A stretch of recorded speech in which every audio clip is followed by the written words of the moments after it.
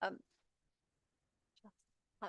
Hi everybody, welcome to the Standards Committee meeting on the 16th of July. Welcome. So just to remind everybody, because this is being webcast, please could you use your microphones if you'd like to say anything. And we're going to start off with the first item on the agenda, which is the appointment of Vice Chair. So does anybody have someone to nominate for the appointment of Vice Chair? Thank you, Councillor Carter. Can I nominate Councillor Clements? Thank you. And is there a seconder? I'll second that. Thank you, Councillor Hill. And are there any other nominations? Does anyone else like to put someone forward? Okay, thank you. So please can we show hands to indicate whether you support the appointment of Councillor Clements as Vice Chair for all those four. Thank you very much. And there's anyone against? Thank you. And anyone who'd abstain? Lovely, thank you very much. So that's carried, and welcome Councillor Clements to being Vice Chair. Thank you. So we have a couple of apologies for absence. So there's Vicky Smith isn't with us today, and neither is Councillor Townsend. But substituting for Councillor Smith is Graham Hill. So thank you very much for substituting. Then moving on to the minutes from our previous meeting, which was on the 23rd of January. Members, you have sent those minutes. So just to see, are the members content for me as chair to sign these minutes off as a true account of what happened? Yeah, you're happy? Good. Thank you. So thank you for proposing that. Do we have a seconder? Thank you, lovely. And please can we have a show of hands to indicate whether you support the motion for me as chair to sign these minutes off for the Standards Committee on the 23rd of January. Thank you. It looks like everybody is for that, so that is carried. Thank you. Anybody against? No. And abstentions? Yeah, Councillor Hill wasn't here. Thank you very much. Okay. So just saying welcome to everybody. I think we've got a couple of extra people here today because there's training, so thank you very much for coming along to the training. Thank you very much. We've got some new people in positions here, so thank you very much everybody for coming and welcome. So item number 5, declarations of interest. Are there any declarations of interest we should know about? No, thank you very much. So now we're moving on to training. So we've got Members Code of Conduct and Standards update, and this will be delivered via Zoom into the chamber by an external trainer, Paul Hoey, and an invite has been extended to all the other members so they can attend the training session. Over to Paul. Thank you very much for providing this training to us. Thank you, and I hope you can hear me okay. Firstly, apologies, I'm not there in person, but I was asked to do this a couple of weeks ago, and I'm actually flying off on a city break first thing tomorrow morning, so I need to be at Manchester Airport by 7 o'clock. So I thought trying to get back from Hertford to Yorkshire would be a bit of a challenge tonight. Just to introduce myself for those of you who don't know, I think I did come and speak to the committee. I think last year, but my name is Paul Hoey. I'm one half of a company called Hoey Ainscough Associates Limited, which works full-time supporting councils on code of conduct related matters. So doing some of the more complex politically contentious investigations, obviously training sessions, general work on governance, particularly supporting parish councils as well. And I guess of relevance to today, we advised the Committee on Standards in Public Life at a national level on local government standards issues, and we were commissioned a number of years ago by the Local Government Association to draw up a new model code of conduct for local government and supporting guidance, which I think we discussed last year. And we are in the process at the moment. We were just commissioned a month or two ago, again by the Local Government Association, to produce some guidance on best practice for standards committees. So this comes at a very apposite time, although that guidance is still very much a piece of work as yet unfinished. We're hoping to publish that in the autumn. Basically being asked to give you an update on code of conduct standards issues. I'm didn't want to talk to you tonight about sort of dry process stuff, how the committee might work, etc. I wanted to talk to you really. What I thought would be interesting is some of the most difficult issues we come across when we're asked to advise monitoring officers around the code of conduct, or we're asked to take on an investigation, and therefore the sorts of difficult issues that I think you as a committee might face if you were ever to have to hold a hearing or look at individual cases. And I'm going to end this evening with 3 real cases we've been involved in, which we just want to get members' thoughts on the behaviour involved in that. But I'm just going to try and put some slides on the screen if I can do that.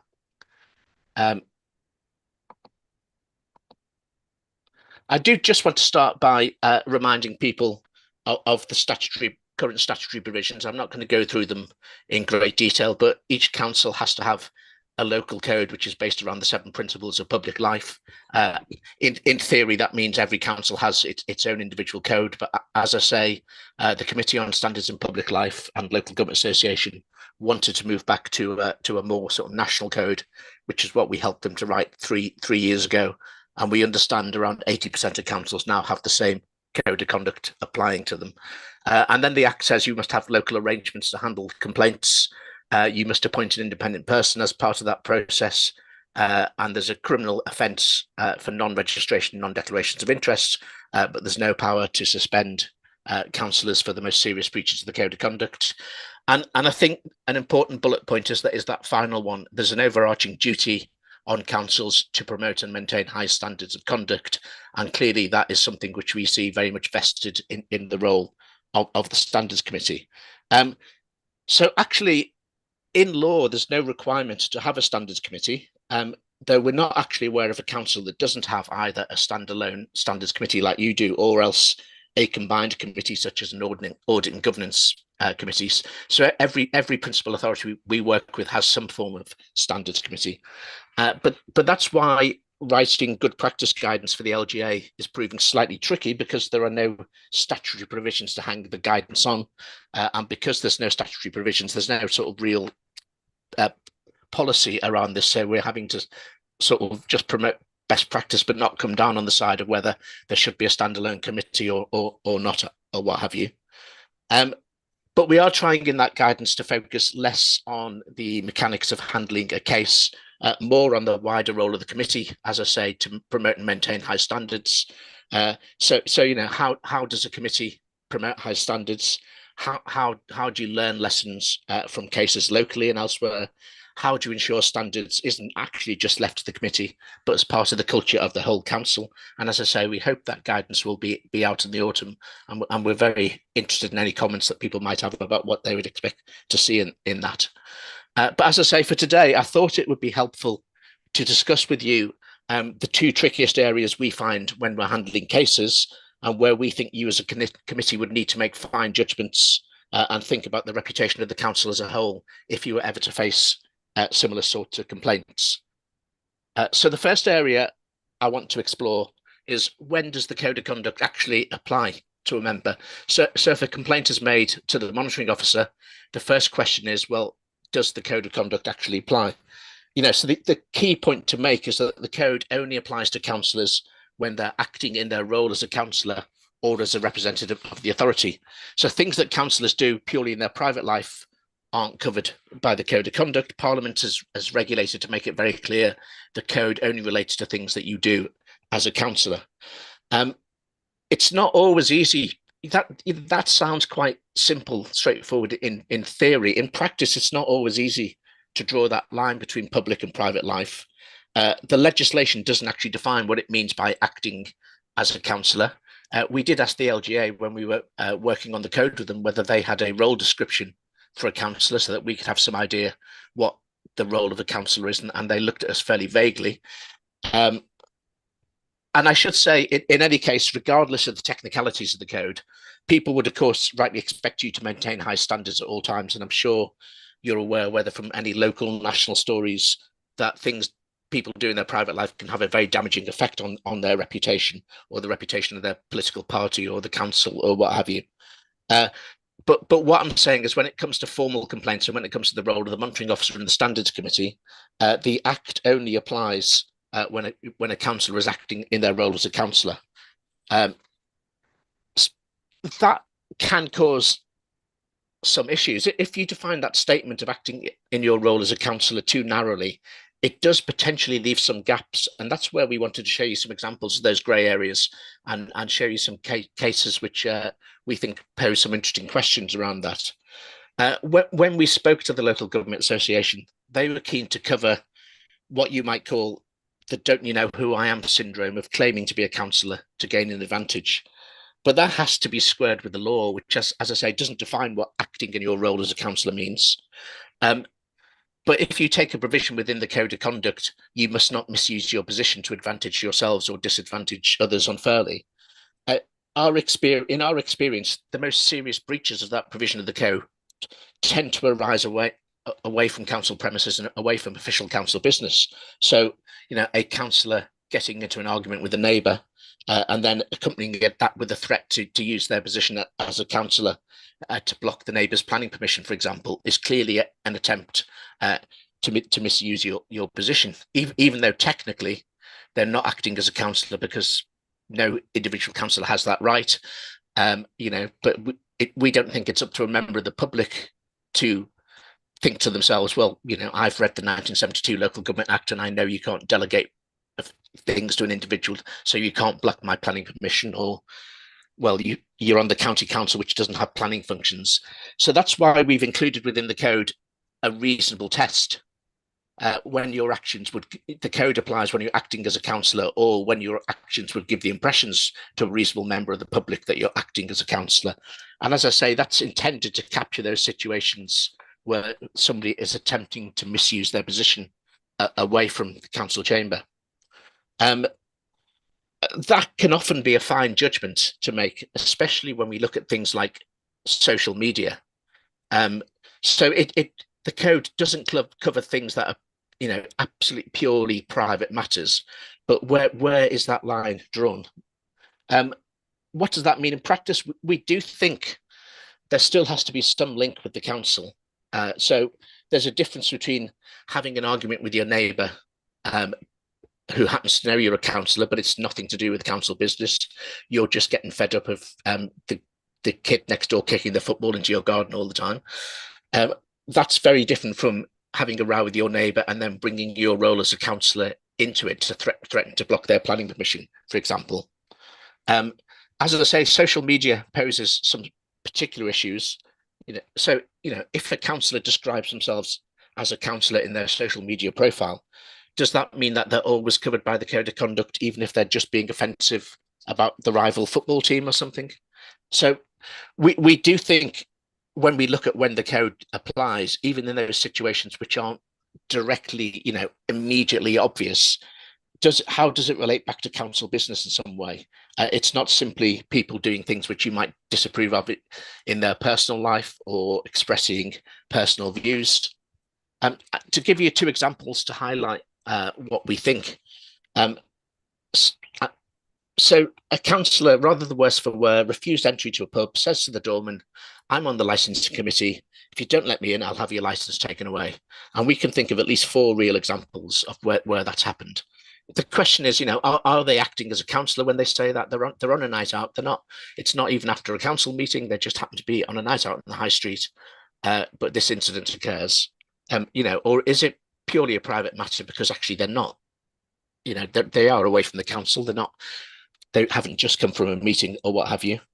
Well, we would say the minute that they say, I'm on the licensing committee, that does bring it within the scope of the Code of Conduct because they're seeking to misuse their position to gain an advantage.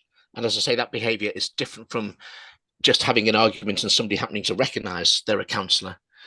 And as I say, although you and I know that an individual member of the licensing committee doesn't have that power, we don't think it's up to the members of the public to do that, hence the reasonable person test.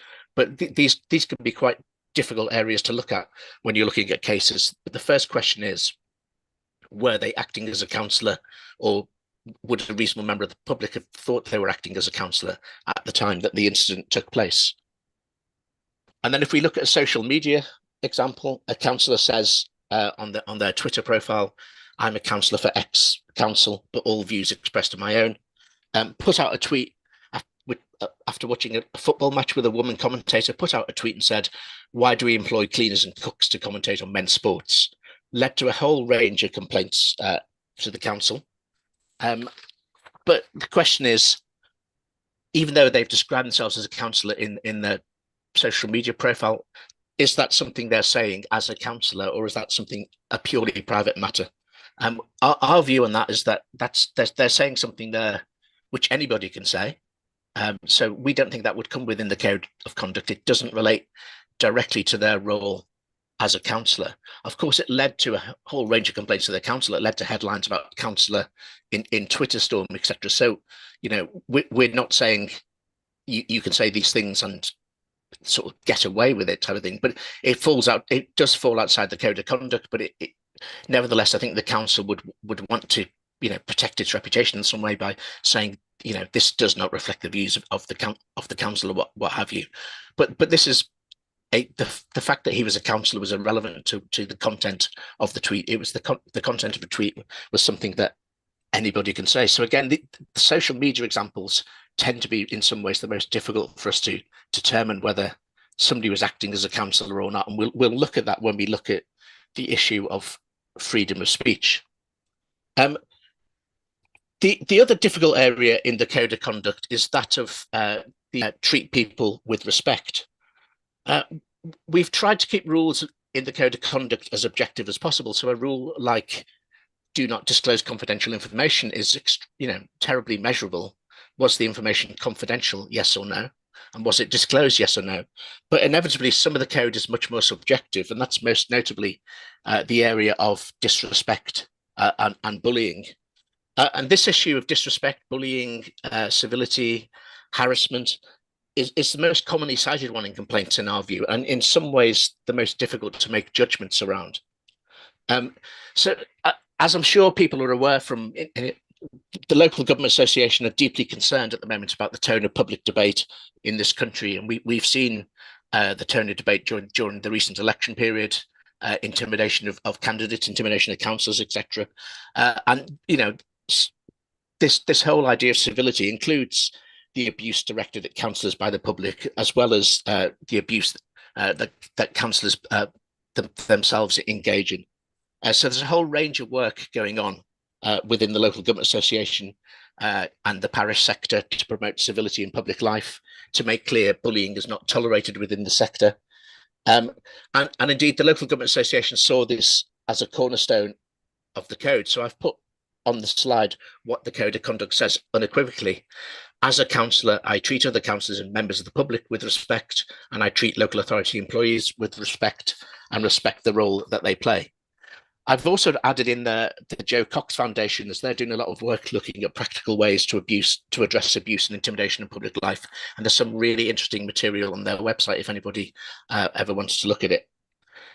But I've then put at the end of the slide a big but. Some councillors we know, including those we spoke to at the LGA, didn't want this provision in the Code of Conduct. They saw this as a stifling of free speech, of politically correct wokeness. Some said to us, we can't respect some people. I refuse to sign up to respect my fellow councillors because some of them I don't respect at all. And I won't let anybody stop me speaking my mind. And in their defence, they'll cite Article 10 of the European Convention on Human Rights, which is on this slide here, which protects the right to freedom of expression, and it puts particular store on the right to express political opinions. Now, one thing to say about Article 10 is it's a qualified right. That is, you can't say absolutely anything you want, and the law can put certain restraints on it. But nevertheless, things that you and I might find outrageous or rude or offensive, others will say they have the right to say it. And the courts have put a very high bar on freedom of expression. And again, it's very difficult when we look at some cases. Some things which, in our view, as a layperson, may seem absolutely to breach the requirement to treat people with respect, have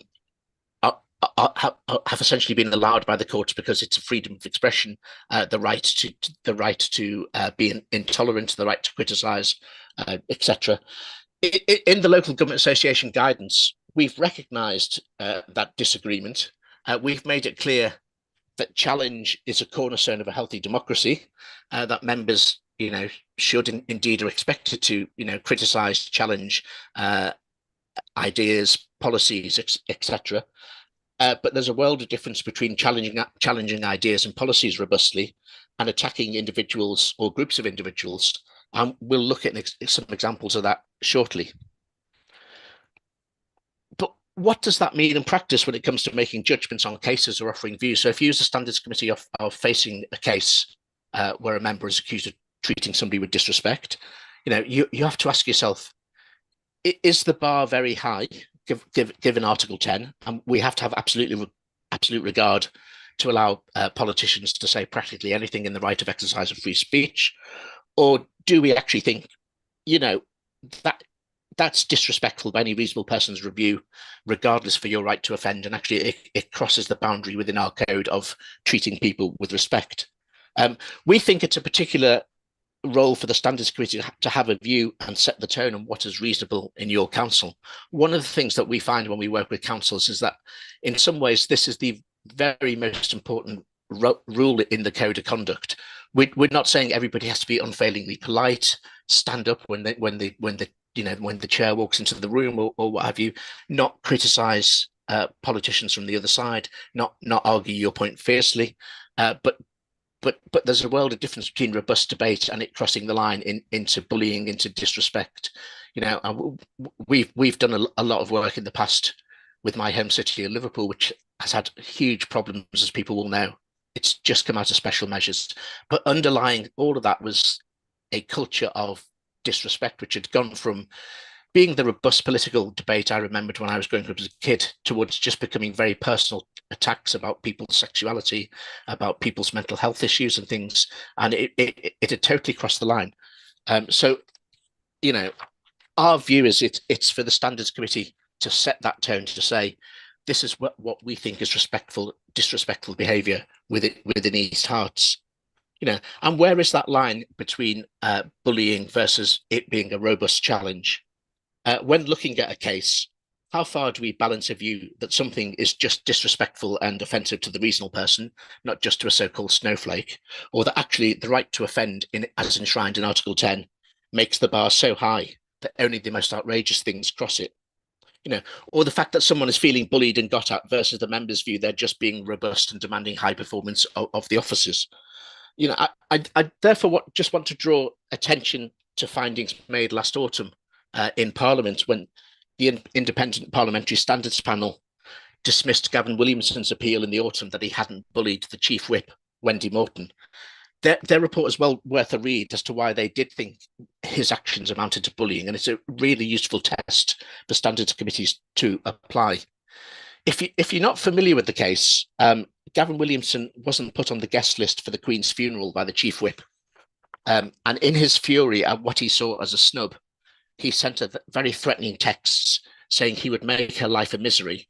And as a former Chief Whip himself, he knew how he could make things awkward and ruin her. And of course, the language he used in those emails was quite choice. It wasn't the sort of polite exchange of emails. His defence when Wendy Morton accused him of bullying and intimidating her was that partly that politics is a rough trade, and swearing at someone is acceptable in the stressful world of politics, as we saw with some of the WhatsApp messages during the COVID inquiry, and partly that as he was now no longer a minister but a mere backbencher, he couldn't possibly bully someone like the Chief Whip, who was in a more senior position to him. So I wanted to pick up a couple of points from that case, because I think if you're looking at a case, I think it's a really useful test to look at. So firstly, whilst bullying is often about power relations, I'm glad the panel recognised that even though technically someone may be in a position of lower power, they can still bully. So even if you're the chair of the council, you can still be bullied, for example, by a member consistently disrupting the meeting. And they set out a 4-stage test for looking at whether something was bullying, which reflects what we'd said in the Local Government Association guidance, which was encouraging. So it mirrors the good practice we certainly follow in our cases.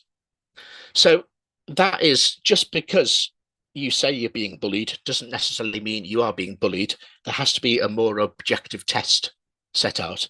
And their test consists of 4 parts. So the first part, did the subject member's conduct involve offensive, intimidating, malicious or insulting behaviour?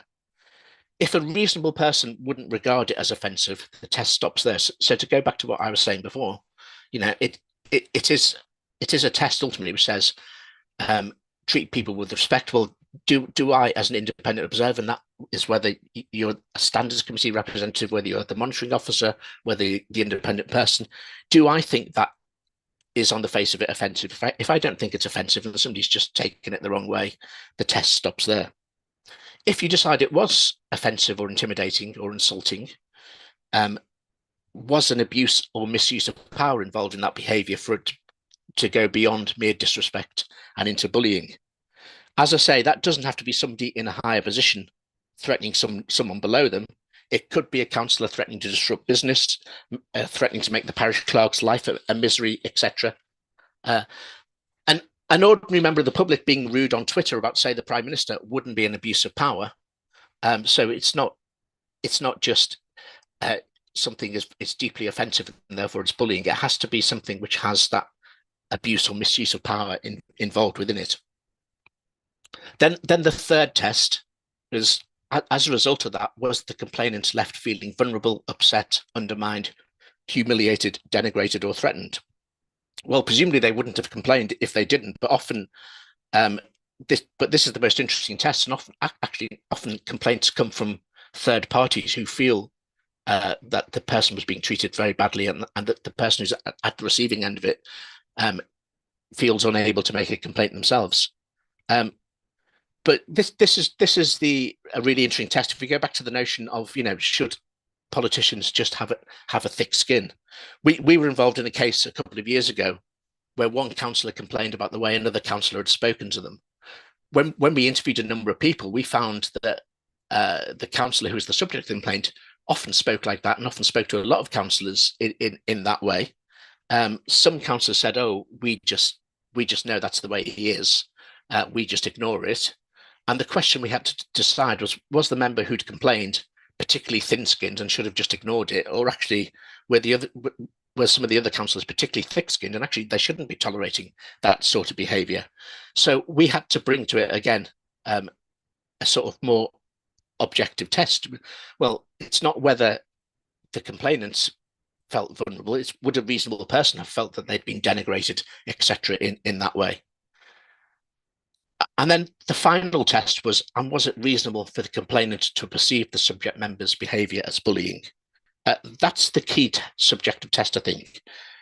For example, was it just an uncharacteristic momentary flash of anger in a stressful situation? Was the member at the end of their tether because the complainant was themselves being unreasonable or being obstructive, etc.?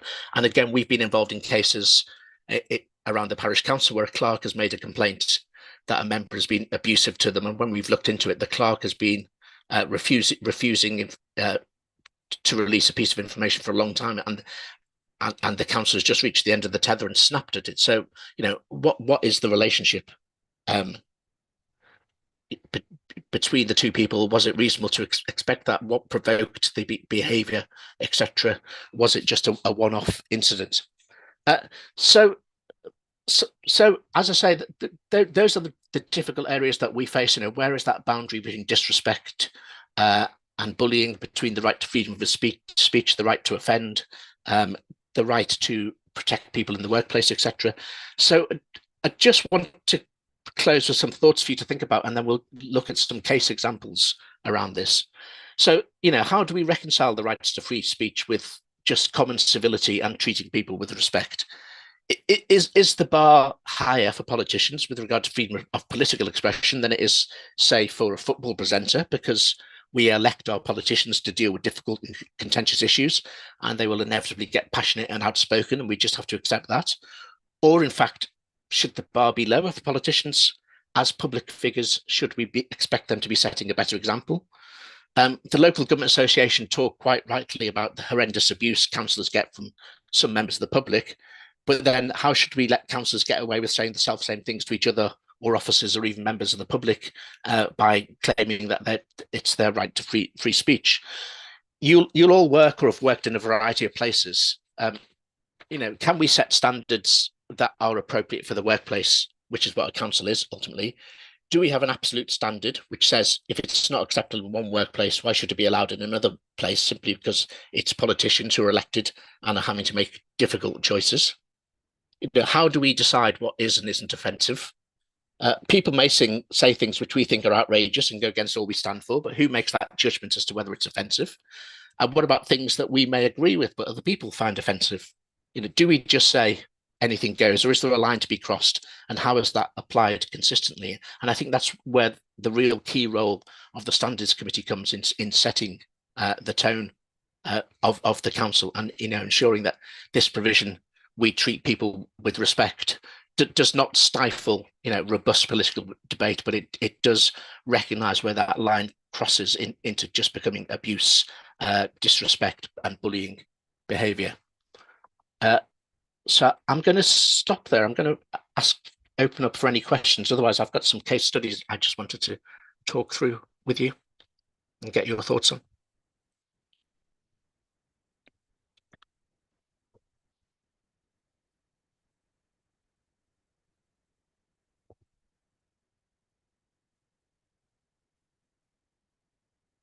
I don't think there are any questions, so we. Okay, if not, Thank I'm you just going so to put much. I'm just going to put some case studies onto the screen, and then welcome any comments on them if I can find them again. Where are we? I think it's these ones. Yeah, so these are real cases we've been involved in, which I think raised some difficult issues for us. So, and I hope people can see these. There was a thread on a local village Facebook page about the local councillor. A councillor added a comment under the thread saying that she wasn't surprised at people being unhappy, and then said that a number of named members and officers were abusing their positions for personal gain, driving the council into the ground through their misuse of council finances. The councillor defended her actions by arguing she was acting in the public interest and for the benefit of open government. She also argued the named members and officers had forfeited their right to respect by their actions, and further claimed under the European Convention she was merely exercising her right to freedom of speech, and in any case wasn't acting in her official capacity when she made the comments, because she was simply commenting as an individual on the local village Facebook page. Anybody got any thoughts around that?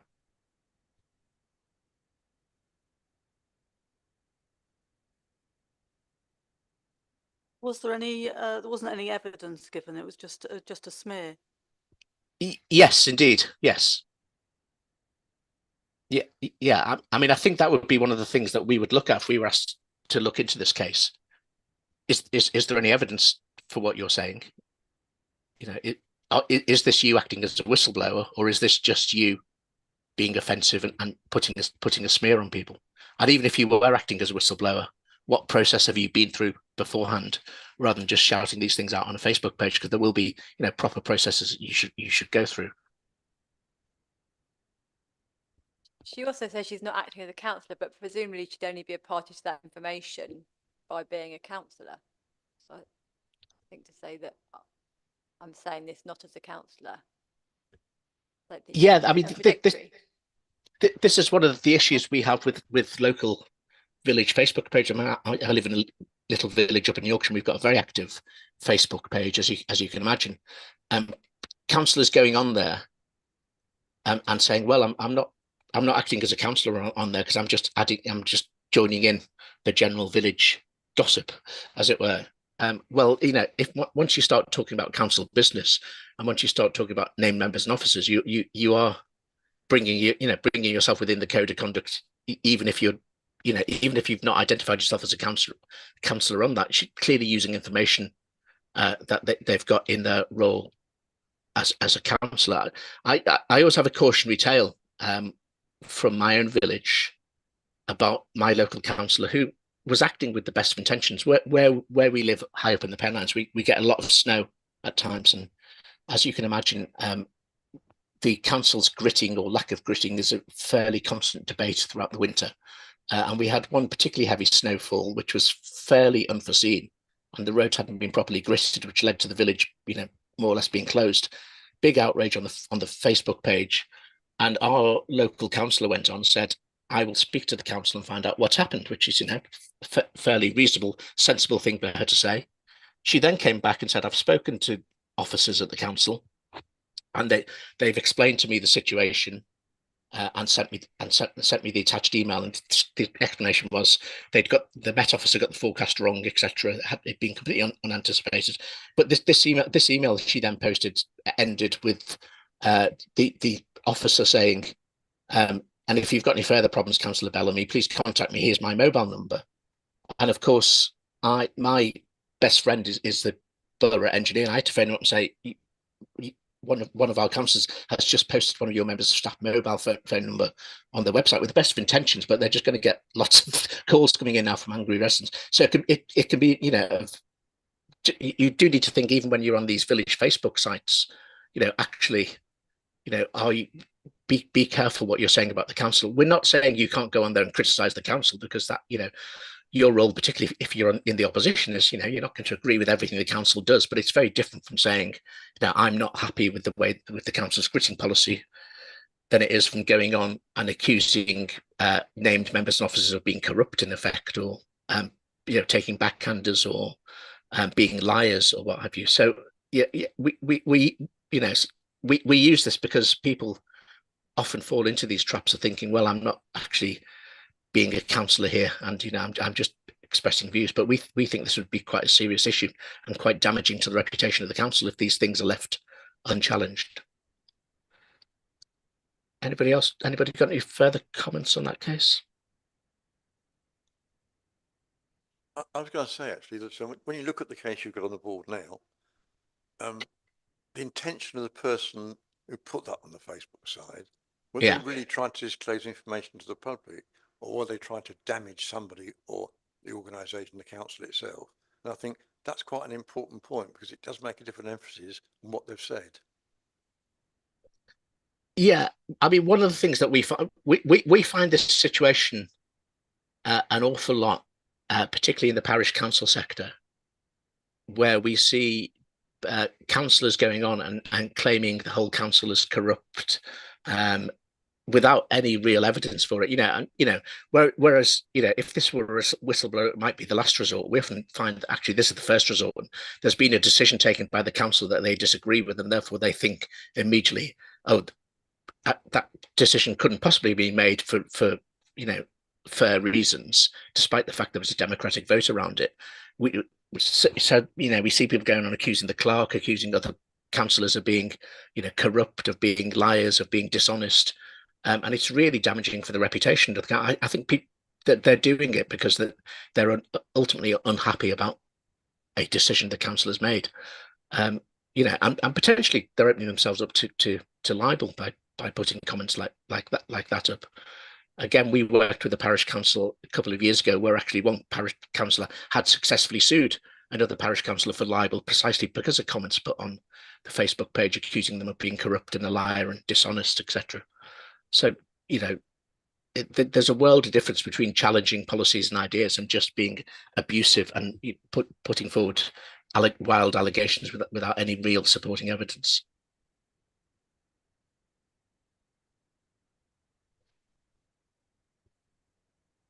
This is kind of more of a question than a Yeah. comment, but from a standards perspective, I wonder, do you see there being any difference in the fact that they named members and also officers? Because my sort of gut reaction is that, you know, it is worse that they named officers. You know, as members, we have put ourselves forward into as kind of public figures, and okay, you know, you expect a degree of comment and criticism as a public figure.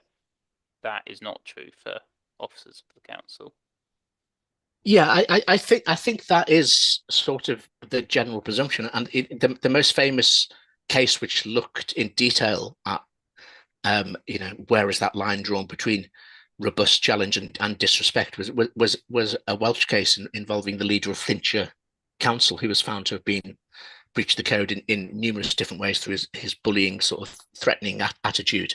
But that judgment said, you know, councillors, you know, politicians are expected to have a thick skin, and he said, you know, officers are also expected to have a thick skin because they're also in the public you know, in the public eye, but less thicker skin, if you know what I mean. So there is a general sort of presumption that members have the right to, you know, more of the right to respond whereas officers are less likely to be able to defend themselves in the public eye, etc. So they don't have the same platform as members do. I slightly struggle with that because I can, if I look at the next example, for again, to think, for example, would this be different if it was said to a member rather than an officer? So, a council officer presenting a report to a public meeting about changes being made to weekly bin collections. The councillor at the meeting, who was vehemently opposed to the council's policy, interrupted and accused officers of being economical with the truth. He then said the council was being fooled by manipulative officers, referred to the officer present by name before the chair told him to play the ball, not the man. And a member of the public at the meeting subsequently complained about the councillor's behaviour. What's people's thoughts on that? And again, would it be different if he'd said it about members and accused members of being economical with the truth, manipulative, etc.? Just, any thoughts on, does this cross the line between robust challenge, between holding officers to account? Well, you mentioned, hello, Paul, it's Nicholas Yeah. here. You mentioned earlier on about Article 10 being qualified, and this is a critical point. People use the term freedom of speech as if it's an unqualified right to say whatever you want. It isn't. For example, defamation and things of that nature are not permitted. You're not free to be in a theatre and shout fire, for example. You haven't got the freedom to do that. And similarly, if you defame somebody, calling them a liar or something of that nature, that is actionable. So there are constraints and limitations to what you can and can't say. Yeah.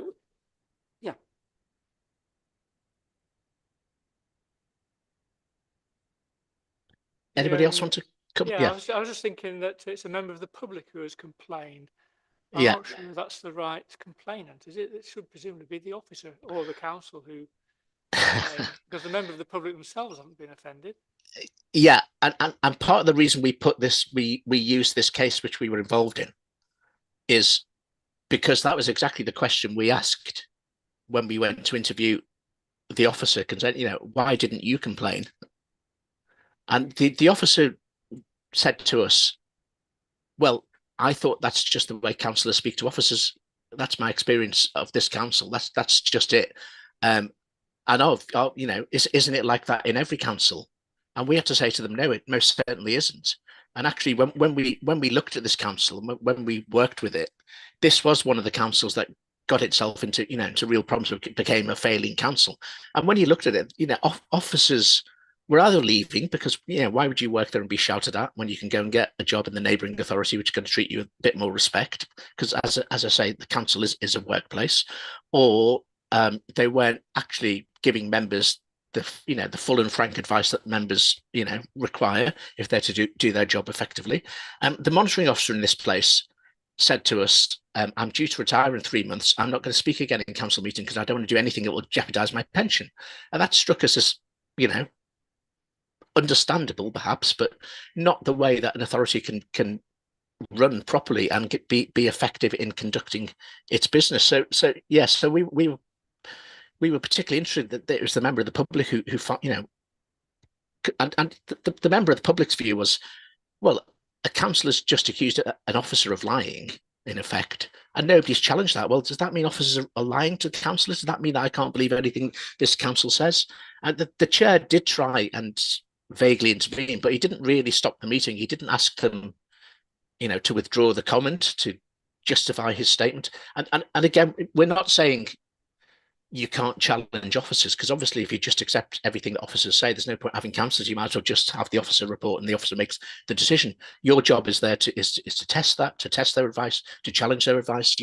But there's a world of difference between saying, can you explain to me how you've reached those figures, or sort of how does that paragraph sit with the paragraph further on where you said something else. That's very different from just shouting liar in a meeting, which is not designed to be constructive at all. And as I say, the councils that we see getting into difficulty are those where that threshold has been crossed. Often, again, we work with councils where people say to us, oh, that's old so and so. We all know, everyone knows he's a grumpy person.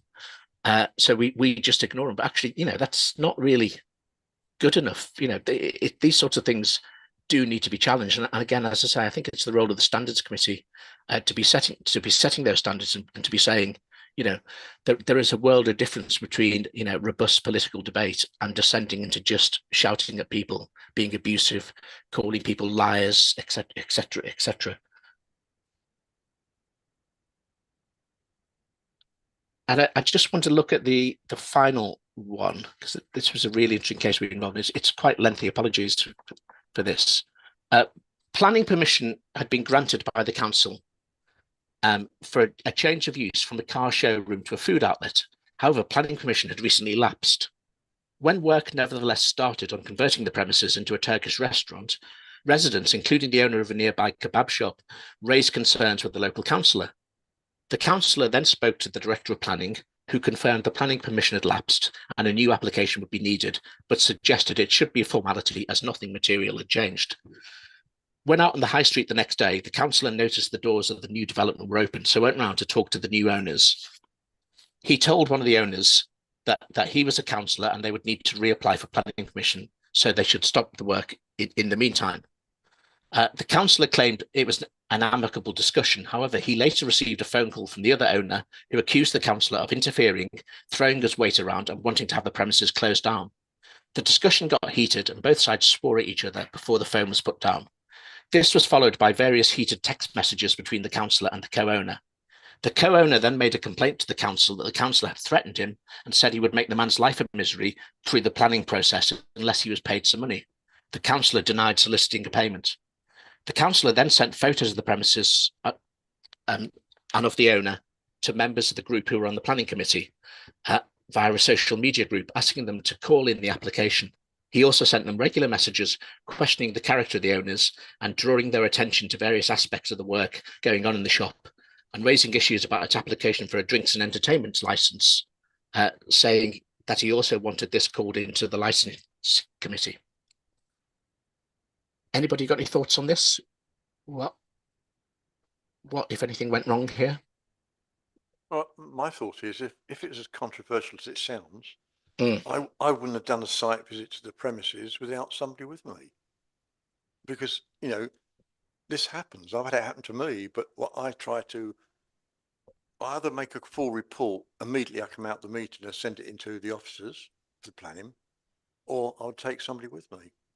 And that way you've got some sort of background to what was said and what happened, providing you don't lose your temper with them, of course, you know, but from that point of view.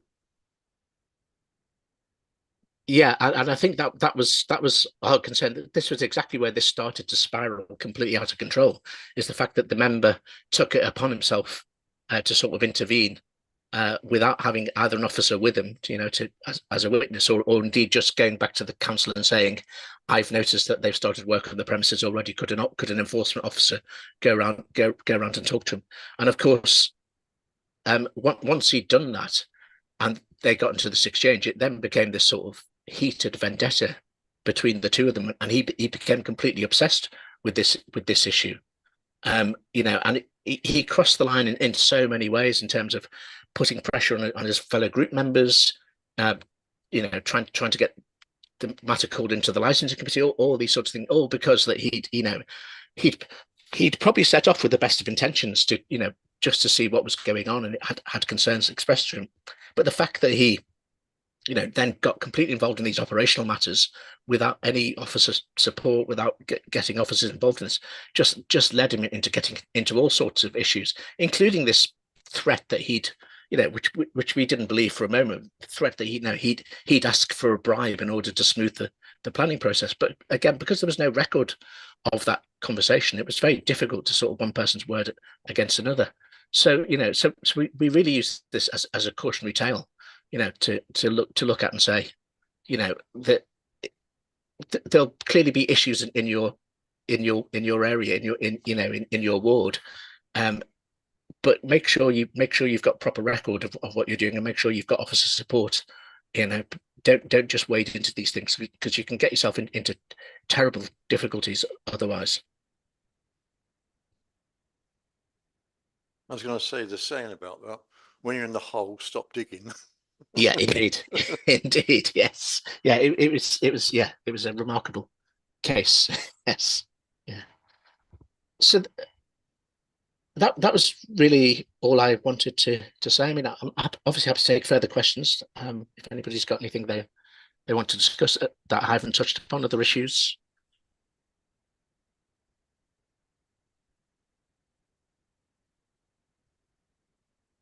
Otherwise, I hope it's just been interesting just to see how we have to sort of pick our way through these cases and work out, our reasoning behind these things, and when these things come to a committee, that some of the difficult judgments you have to make about what went wrong, and and where the lines were crossed. Can I just ask one question, which is really, Yeah. how do you balance up kind of smears and whistleblowing? That sort of, Yeah, when there actually is some wrongdoing, I suppose. Yeah, and yeah. How do you balance that up? Yeah, I mean, obviously, whistleblowing is a great British tradition. That makes it sound a bit flippant. You know what I mean. And things have come to light only because of whistleblowing in this country. But there are specific procedures within your council as to who you raise concerns with, how those concerns are raised, and then you're protected as whistleblower if you follow that process.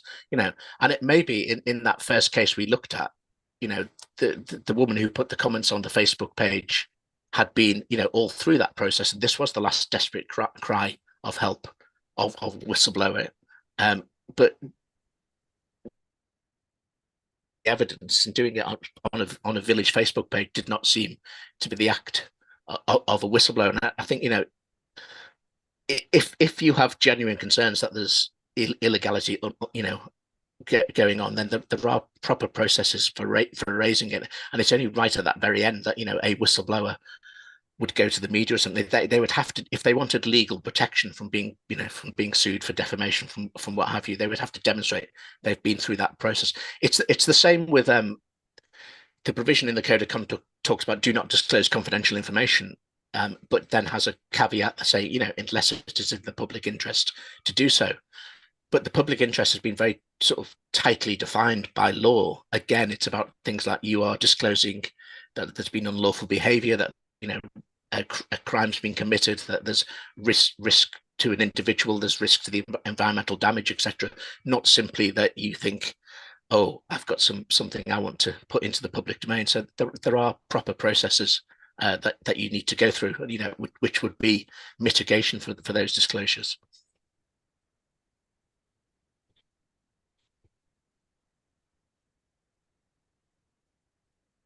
Are there any other questions or comments? Thank you very much for that, Paul, and have a really lovely holiday. Thanks. I'll go and pack my suitcase now. Okay, thank you. Cheers. Bye-bye. Thank you, and enjoy the Bye. rest of the meeting. Thank you. Thank you.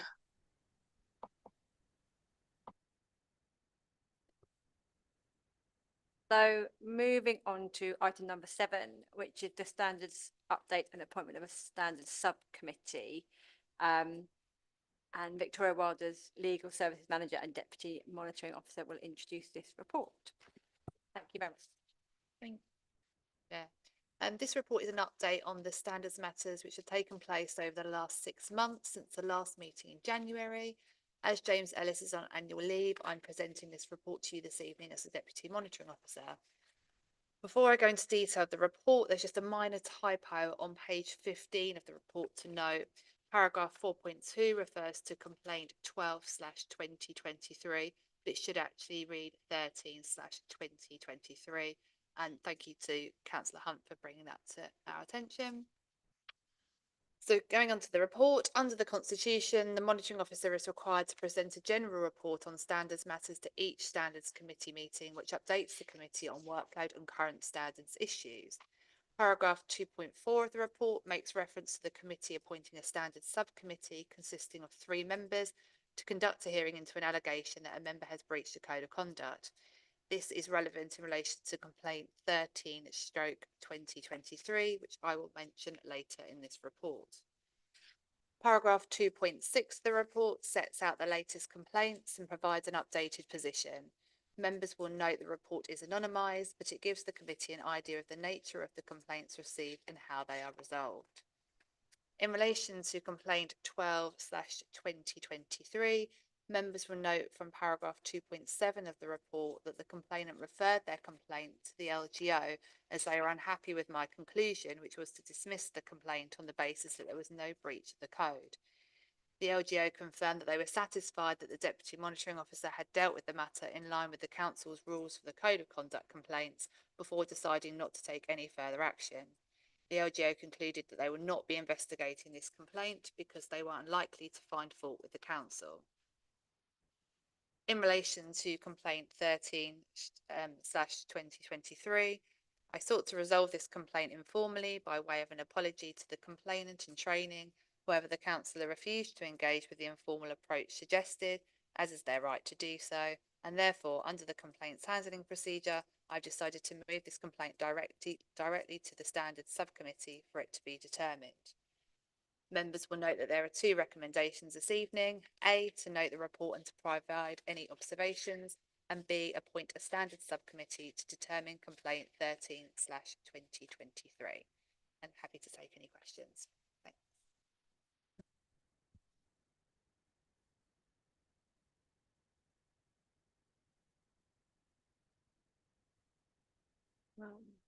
So if nobody has any questions about this, the recommendations of this item are detailed on page 11 of the agenda pack, and the recommendations are as follows: that the committee receive the report and provide any observations to the head of legal and democratic services and monitoring officer, and that the committee appoint a standard subcommittee to determine complaint 13/2023 in accordance with the standard subcommittee terms of reference under the Constitution. So could I ask for a proposer to pass those recommendations? Yeah. All right, sorry. Any comment regarding?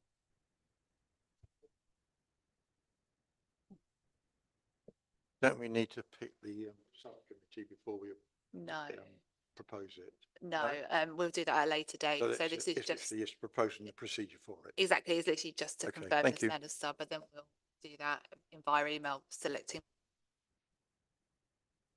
On that basis, I'm happy to propose. Councillor Carter, did you want to say something? Yes, I just wanted to ask about any time commitment that might involve the standard subcommittee. So I'm making assumption that it will just be maybe a morning, a morning hearing.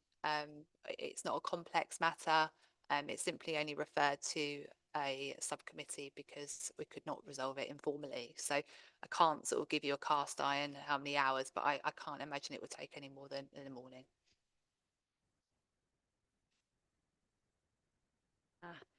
So if there are no more comments or questions, then Councillor Clements.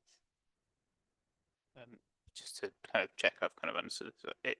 My reading of this is that it's a relatively low volume of complaints compared to what we might expect normally over half a year. There's kind of, when I was reading this, there's nothing that I was looking here that kind of made me worried that, you know, we were slipping in our standards in general or anything like that. I just want to kind of get your view on that. Yeah, I mean, there's nothing sort of alarming to say that the rate of complaints are more than normal. It's a pretty steady level of complaints compared to previous years.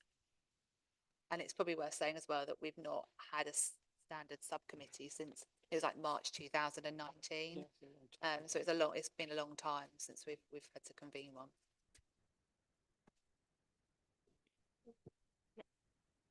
Thank you very much. Can I just check as well that the subcommittee also matches the political balances of the main committee? Yeah, thank you. And can I just make one point in support of Victoria here, that although the numbers are relatively low, each complaint takes substantial officer time to deal with. So they're expressed briefly here, but each of them receives extremely careful, thorough assessment and examination. And so you can be, well, from my perspective as an independent person, I am confident, and I would suggest that you can be confident also, that they are dealt with very thoroughly. And indeed that the case that Victoria touched on to do with the local government ombudsman, without going into detail, that case absorbed this very, very substantial amount of Victoria's time. And it was prompted very largely by a theme that tends to emerge where members of the public, and they're entitled to complain absolutely as they should have the right to do so, prompted by dissatisfaction with a lawful decision by the relevant authority, rather than actually by any demonstrable misconduct by the members complained of. This, I think, is a theme that does tend to other authorities with which I'm involved in a similar capacity. Now, I've noticed that this does happen, and there's nothing you can do because people are entitled to complain if they choose. But it's just worth noting that numbers of them are prompted by unhappiness with the decision, rather than necessarily by member misconduct. It does happen. Members do misconduct themselves. Obviously, it does happen from time to time. But that is a feature, I think, of the arrangements that we have. I just want to mention that. Thanks, Nicholas. And I think it's also just worth noting that, we have to go into that level of detail because whilst there's no right of appeal against a determination of an outcome of a complaint, the complainant can go to the LGO. So it's really important that we've followed the procedure and looked at it in detail so that they can, find that there's no case to answer. Sorry, just a further question. I don't know whether it's possible, but when we have this sort of summary of the complaints, whether we can get context as to the nature of the person making the complaint, i.e. whether it's a councillor complaining about another councillor or a member of the public complaining about a councillor. Unless I've missed that, but I know, as far as I can see, it seems to only state who the complaint is against. But it might be useful for us to understand whether it's, whether the bulk of these complaints are coming from members of the public or whether they're kind of within councils.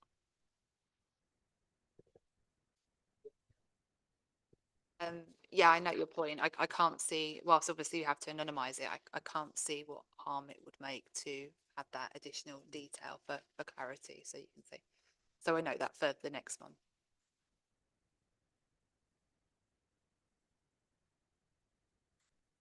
Thank you. So if there's nothing else, then Councillor Stowe, are you happy to propose?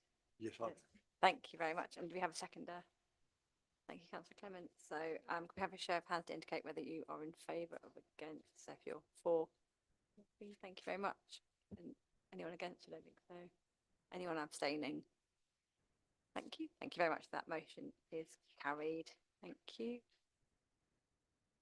And then item number 8, finally, urgent business.